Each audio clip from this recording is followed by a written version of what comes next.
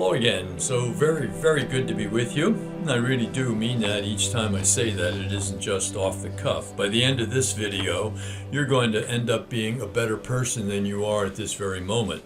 I'm going to share a story with you that is really beautiful and touching, and look forward to that. All kinds of nice things happen when we hear beautiful stories. And I like to recommend. Why do I recommend movies to you from time and time again? We all get tired of being good. It's a difficult thing to be good all the time and so on. And sometimes we lose our own motivation. We lose the courage and the strength and the comfort in doing that. And sometimes when you watch a really good, inspiring movie, you get new motivation. You get enervated to be able to continue doing the good things. It's not easy to be good all the time, and you know that, and I know that, and so sometimes we need encouragement. I'd like to recommend two to you that I've done before. One is Sister Claire, All or Nothing. It's really just a gentle, nice, not a mushy, but a nice film, and you'll enjoy it. And the second one is Into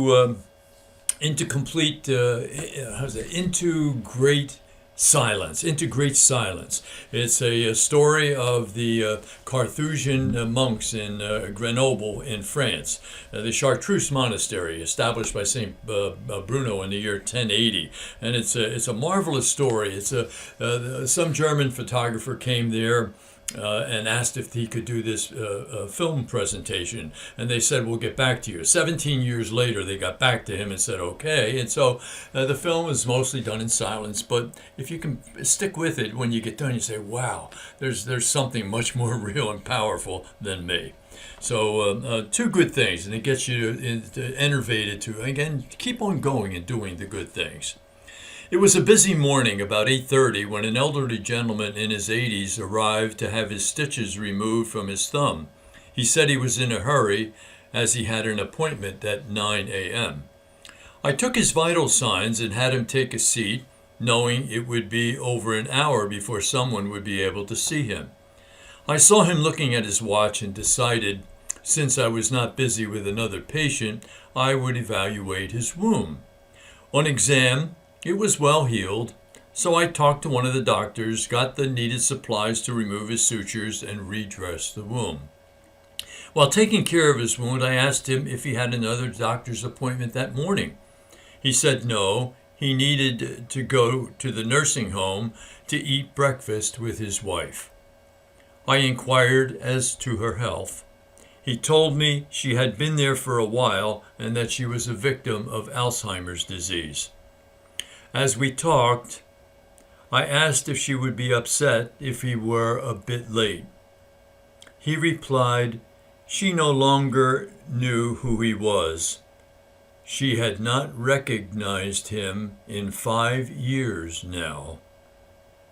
I was surprised and asked him, and you still go every morning even though she doesn't know who you are?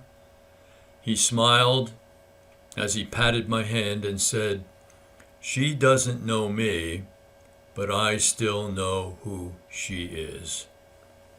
I had to hold back tears as he left.